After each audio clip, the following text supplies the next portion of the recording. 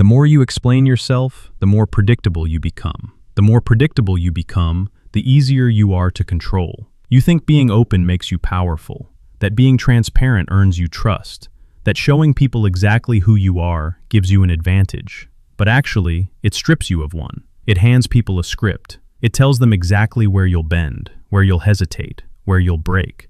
And most people never realize this. They think they're building connection, when in reality, they're building accessibility. And accessibility, in the wrong environment, is not a strength. It is exposure. You felt this before, even if you couldn't name it. That subtle discomfort when someone responds too precisely to something you just revealed.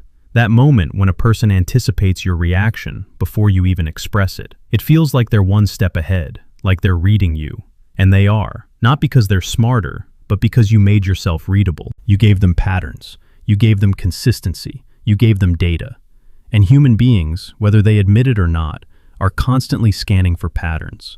They watch your tone, your timing, your expressions, your words. They store it, they compare it, and eventually they predict you. Once someone can predict you, they don't need to react to you anymore. They can control the interaction before it even unfolds. This is where your frustration comes from. Not from lack of confidence, not from lack of intelligence, but from being too available, too understandable, too easy to map out. You walk into conversations thinking clarity will protect you, thinking honesty will anchor you, thinking expression will empower you. But what actually happens is the opposite. You become easier to influence, easier to manipulate, easier to dismiss. Because when people know exactly how you think, they know exactly how to move you. And here's the part that stings. You've been rewarded your entire life for being this way. You were told to communicate more, to open up, to share your thoughts, to be expressive, to be emotionally available. You were taught that withholding is unhealthy, that silence is weakness, that ambiguity is insecurity. So you practice being understood. You trained yourself to be clear, to be direct, to be consistent. And now, without realizing it, you've become predictable. Not stable in a powerful way, but stable in a way that others can exploit. You respond the same way to pressure. You react the same way to praise. You reveal your intentions too early. You explain your decisions too thoroughly. You justify your actions when no one even asked. And every time you do that, you give away another piece of leverage. Because power is not about how much you show. It's about how much you control what is seen. Think about the moments where you felt the least respected. Not the obvious ones, but the subtle ones. When someone interrupted you without hesitation. When someone dismissed your opinion too quickly. When someone made assumptions about you and you felt the need to correct them immediately. In those moments, you weren't lacking presence. You were lacking mystery. There was nothing for them to question, nothing for them to wonder about, nothing for them to hesitate over. You were already defined in their mind. And once someone defines you, they stop exploring you. They stop respecting the unknown because there is no unknown left. That's where your power disappears. Not in conflict, not in failure, but in overexposure. You become easy to categorize, easy to label, easy to handle. And people don't consciously decide to take advantage of this. It's instinctive. Human nature gravitates toward control, toward certainty, toward predictability. So when you offer yourself as something fully understood, people naturally adjust their behavior around that understanding. They speak to you in ways they wouldn't speak to someone unpredictable. They challenge you in ways they wouldn't challenge someone ambiguous. They take liberties with you that they wouldn't dare take with someone they can't quite figure out. And you feel it, that quiet shift in dynamic, that invisible imbalance. You start to feel like you're being managed rather than engaged, like conversations are happening around you, not with you, like people are already one step ahead, even when you're trying your best to stay present. And the instinctive reaction is to explain more, to clarify more, to assert yourself more directly. But that only deepens the problem, because every explanation adds another layer to the map they're building of you. Every clarification sharpens their prediction of your behavior. Every attempt to be understood makes you easier to anticipate, and anticipation is control. This is the loop you've been stuck in. You feel misunderstood, so you explain. The more you explain, the more predictable you become. The more predictable you become, the more people preempt you. The more they preempt you, the less space you have to influence the interaction. And the cycle repeats, slowly, subtly, until you start to feel like you're losing ground in conversations you should be leading. But here's the shift you haven't considered. What if the goal was never to be fully understood? What if clarity, in excess, is not strength, but exposure? What if the most powerful people you've encountered were not the most expressive, not the most open, not the most transparent, but the ones who revealed just enough to engage and nothing more? Think about it. The individuals who leave the strongest impression are rarely the ones who explain themselves endlessly. They are measured, controlled, deliberate. There is a pause before they speak, a gap between what they say and what they mean, a sense that there is more beneath the surface, but it's not being handed to you. And that creates tension, not negative tension, but curiosity, attention, respect. Because when something is not fully accessible, the mind leans in. It tries to fill the gaps. It tries to understand. And in doing so, it gives power to the one being observed. That's the dynamic you've been missing. You've been trying to eliminate uncertainty in how others perceive you, when in reality, uncertainty is where your leverage lives. When people are slightly unsure about you, they become more careful, more attentive, more invested. They think before they act. They observe before they judge. They hesitate before they challenge. And that hesitation is power. Not loud, not aggressive, not obvious, but undeniable. It shifts the entire interaction in your favor without you having to force anything. But to access that, you have to let go of the need to be fully understood. You have to become comfortable with being partially known, with being interpreted, even misinterpreted at times. Because the moment you rush to correct every perception, you give away your position. You reveal your boundaries, your triggers, your insecurities. You show people exactly where their assumptions hit you, and that's information they will use, consciously or not. So instead, you start to hold back. Not in a defensive way, not in a fearful way, but in a controlled way. You choose what to reveal and when. You allow pauses to exist without filling them. You answer questions without over-explaining. You let conversations breathe instead of rushing to complete them. And slowly, the dynamic changes. People start paying closer attention. They listen more carefully. They ask more questions. Not because you demanded it, but because you created space for curiosity. And curiosity is a form of respect. It means you are not fully accessible. It means there is something to uncover. And that alone shifts how people treat you. This is not about manipulation in the crude sense.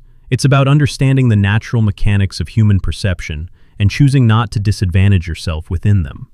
Because whether you like it or not, people are always forming judgments, always predicting behavior, always adjusting their actions based on what they think they know about you. The only question is whether you make that process easy for them, or whether you make it work in your favor. And right now, without realizing it, you've been making it easy. You've been handing over clarity without control, expression without strategy, openness without boundaries. And it's costing you more than you think. Not in obvious ways, but in subtle shifts of influence, in quiet losses of respect, in moments where you feel slightly out of position without knowing why. That's what this is about. Not becoming distant, not becoming cold, not shutting yourself off from the world, but becoming selective, intentional, measured. Understanding that not everything needs to be said, not every thought needs to be shared, not every emotion needs to be displayed. Because the more you show, the more they see. And the more they see, the more they know. And the more they know, the less power you have left to shape the interaction. This is the part most people will never confront, because it goes against everything they've been taught about communication, about authenticity, about connection. It feels counterintuitive. It feels uncomfortable.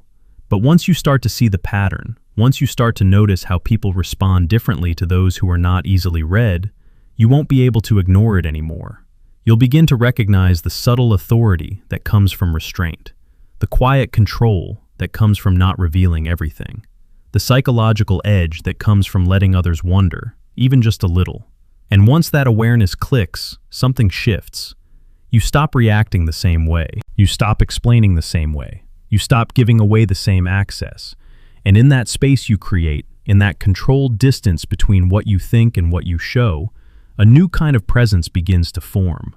One that doesn't need to demand attention because it naturally draws it.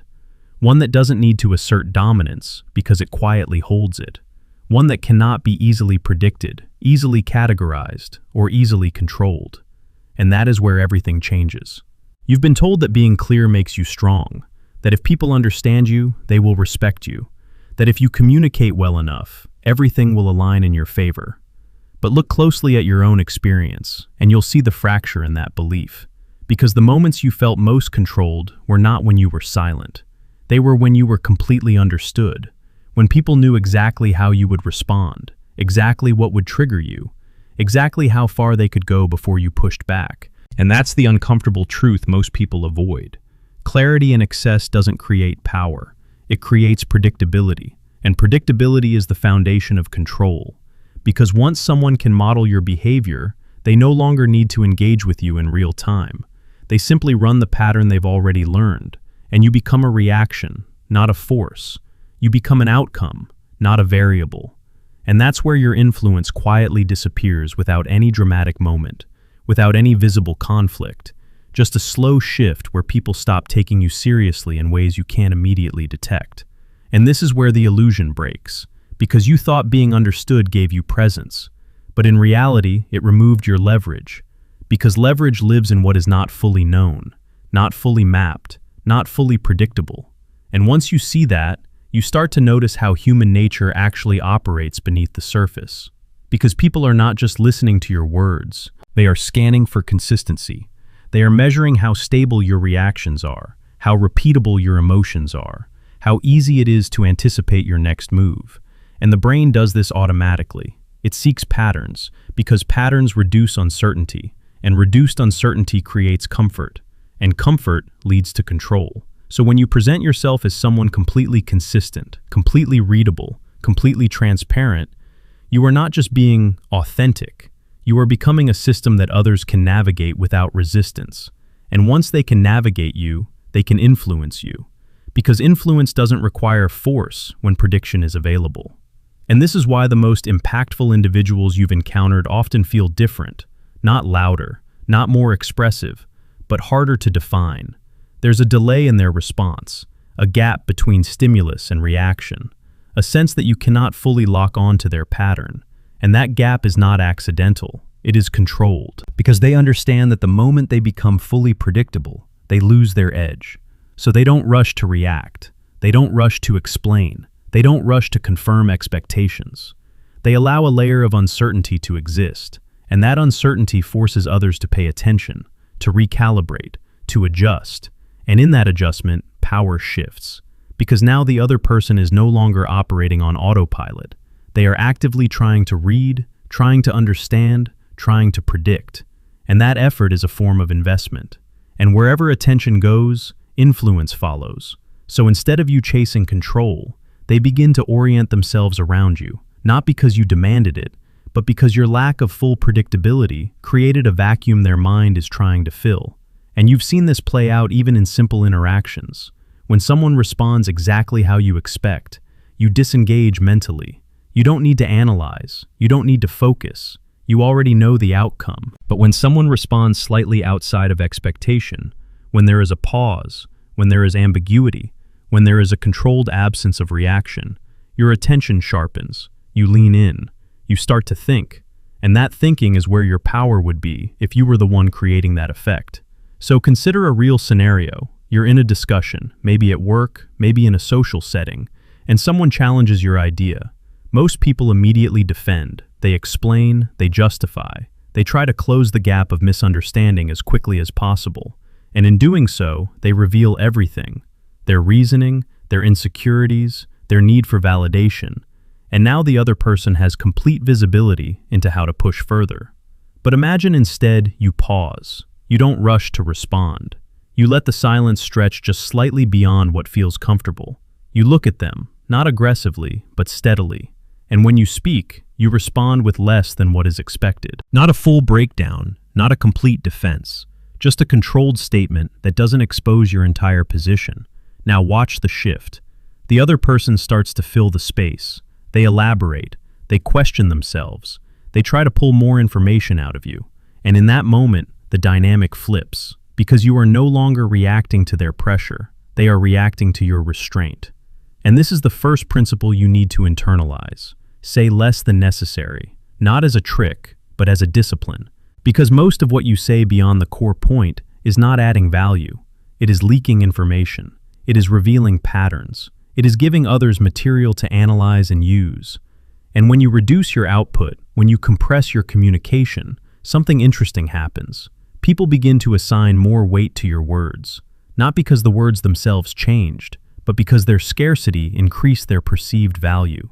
And at the same time, what you don't say becomes just as important as what you do say, because the human mind cannot tolerate gaps. It will fill them. It will speculate. It will project. And those projections often work in your favor because they are shaped by the other person's own expectations and biases, not by your direct exposure. So, instead of handing them a complete picture, you let them construct one. And anything constructed internally carries more psychological weight than anything handed externally, which means you gain influence without additional effort. But this only works if you control your emotional leakage, because words are not the only way you reveal yourself. Your face, your tone, your posture, your timing, all of these are signals, and most people broadcast them constantly without awareness. They show when they are nervous, when they are eager, when they are offended, when they are seeking approval, and each of these signals becomes a handle others can grab onto. Because if I know what excites you, I can lure you. If I know what offends you, I can provoke you. If I know what you seek, I can withhold it. And suddenly, I have control over your emotional state, which means I have indirect control over your decisions. So the second rule is containment, not suppression, but containment. You still feel everything, but you don't display everything. You create a delay between emotion and expression. You choose what becomes visible and what remains internal. And that choice removes the immediate feedback loop others rely on to adjust their behavior toward you. Because if they cannot read your reaction, they cannot easily calibrate their approach. And when they cannot calibrate, they hesitate. And hesitation is space, and space is control. And this connects to the third rule, intentional inconsistency. Because once someone believes they have found your pattern, they relax, they stop analyzing, they operate on assumption. So you break that assumption, not chaotically, not randomly, but deliberately. Sometimes you respond quickly, sometimes you take your time, sometimes you engage deeply, sometimes you remain brief, sometimes you show interest, sometimes you withdraw slightly. And this variation prevents others from locking onto a fixed model of your behavior. It keeps them in a state of low-level uncertainty. And that uncertainty keeps their attention active, because they cannot predict you with confidence. And when prediction fails, control weakens, and respect often increases, not because you demanded it, but because you are no longer easy to manage. And this entire structure loops back into itself, because the less you reveal, the more others project. The more they project, the more they invest mentally. The more they invest, the more influence you gain without direct effort. And this is why readability is not a neutral trait.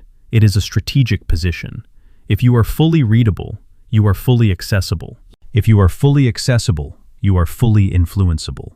And if you are fully influenceable, you are not in control. But when you become partially unreadable, when you introduce controlled ambiguity into your presence, everything shifts subtly but consistently. Conversations slow down around you. People think more before speaking.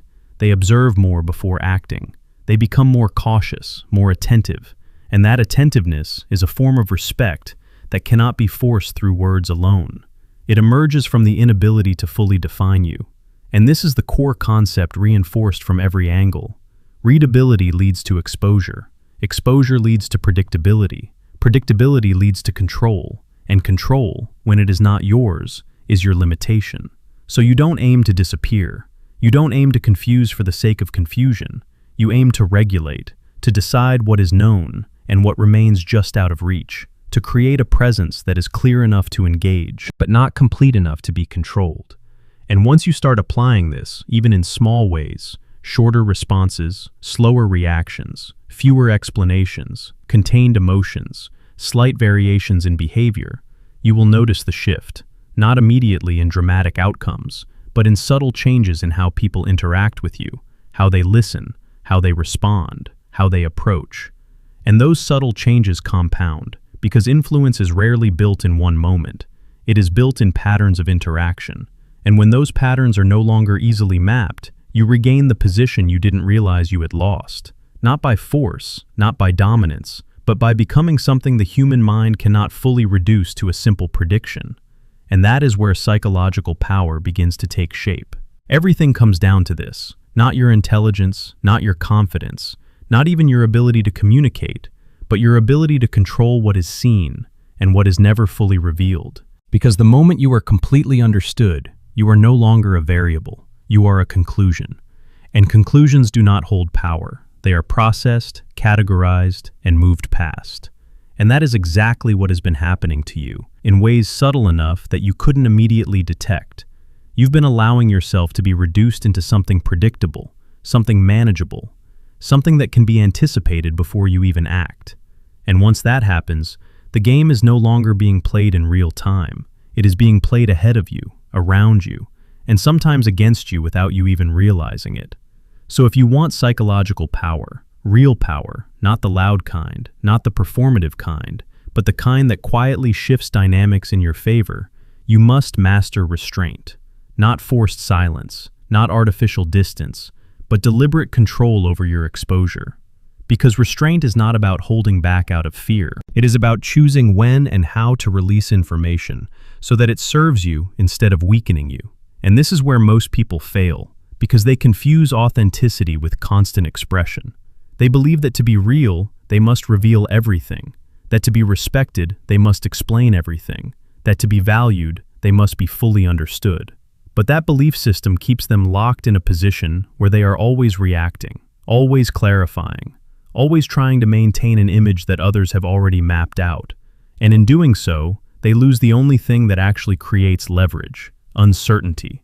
Controlled, intentional, measured uncertainty. The kind that keeps people thinking about you even when you are not speaking. The kind that makes them hesitate before they challenge you. The kind that forces them to pay attention because they cannot rely on a fixed pattern to guide their behavior. And once you internalize this, everything about how you move begins to change. You stop rushing to fill silence because you understand that silence is not emptiness. It is pressure. It is space where the other person's mind starts working, starts projecting, starts trying to understand you, and that mental effort shifts the dynamic without you having to say a single extra word. You stop over-explaining your decisions because you realize that every additional sentence beyond necessity is not adding clarity. It is giving away leverage. It is exposing your reasoning in ways that can be dissected, challenged, or used against you. You stop reacting instantly to everything because you understand that immediate reactions are predictable reactions, and predictable reactions are controllable reactions. So you introduce delay, not as a tactic to confuse, but as a way to break the automatic loop people rely on to read you. And in that delay, you regain control over how you respond, instead of letting the situation dictate your behavior. You become someone who is present, but not fully accessible. Someone who is engaged, but not fully exposed. And that distinction changes everything, because people no longer feel like they have full access to you. And when access is limited, value increases, not because you are pretending to be something you are not, but because you are no longer giving away everything by default. You are making people meet you halfway, instead of handing them the entire map. And that shift forces a different level of interaction, a different level of respect, a different level of attention, because now they cannot rely on autopilot. They cannot assume, they cannot predict with certainty. And that uncertainty keeps them alert, keeps them invested, keeps them slightly off balance in a way that positions you as the one with control. And here is the final rule that ties everything together. If you want to be respected, if you want to have influence, if you want to hold psychological power in any interaction, you must be comfortable not being fully understood. You must let go of the need to correct every misconception, to clarify every detail, to ensure that everyone sees you exactly as you see yourself. Because that need is what makes you readable. It is what pushes you to reveal more than necessary. It is what exposes your patterns, your triggers, your boundaries. And once those are visible, they can be tested, stretched, and eventually controlled. So instead, you allow a level of ambiguity to exist, not to deceive, but to protect your position. You let people interpret you within limits you control. You let them wonder, you let them question, you let them invest effort into understanding you. And that effort becomes the very thing that gives you influence, because people value what they have to work to understand. They respect what they cannot fully define. They pay attention to what does not immediately resolve into a clear, predictable pattern. And this is why most people will never reach this level. Not because it is complex, but because it is uncomfortable. It goes against everything they have been conditioned to do. It requires them to sit in silence when they want to speak, to hold back when they want to explain, to remain composed when they want to react. And most people cannot tolerate that discomfort. They rush to relieve it by exposing themselves again, by returning to what feels familiar, predictable, safe. And in doing so, they give away the very thing they are trying to build: influence, respect, control. So they stay in the same loop, wondering why they are not taken seriously, why people seem to move around them instead of with them, why their presence does not carry the weight they expect it to. And the answer remains the same every time. They are too easy to read, too easy to predict, too easy to handle. And until that changes, nothing else will. Because no amount of confidence, no amount of knowledge, no amount of effort can compensate for a lack of control over your own exposure. So you make the shift, quietly, without announcement, without explanation. You start saying less, not to appear mysterious, but because you understand the value of what is unsaid. You start controlling your reactions, not to seem cold, but because you refuse to let others map your emotional landscape. You start varying your responses, not randomly, but intentionally, so that no single pattern can define you. And over time, something subtle but undeniable begins to happen. People start treating you differently. They listen more closely. They speak more carefully. They hesitate before making assumptions. They invest more effort into understanding you. And that effort is where your power resides. Not in forcing outcomes, not in dominating conversations, but in shaping the dynamic without appearing to do so, in holding a position that cannot be easily reduced or controlled. And that is the truth most people will never understand, because they are too focused on being seen, on being heard, on being understood. They chase visibility without realizing that visibility without control is exposure. And exposure without control is vulnerability. And vulnerability without control is where influence is lost. So while they continue to explain themselves into predictability, into accessibility, into weakness, you step in the opposite direction. You become measured, contained, deliberate. You become someone who is present but not fully known. Someone who engages but does not reveal everything. Someone who allows others to see just enough to stay interested, but never enough to take control.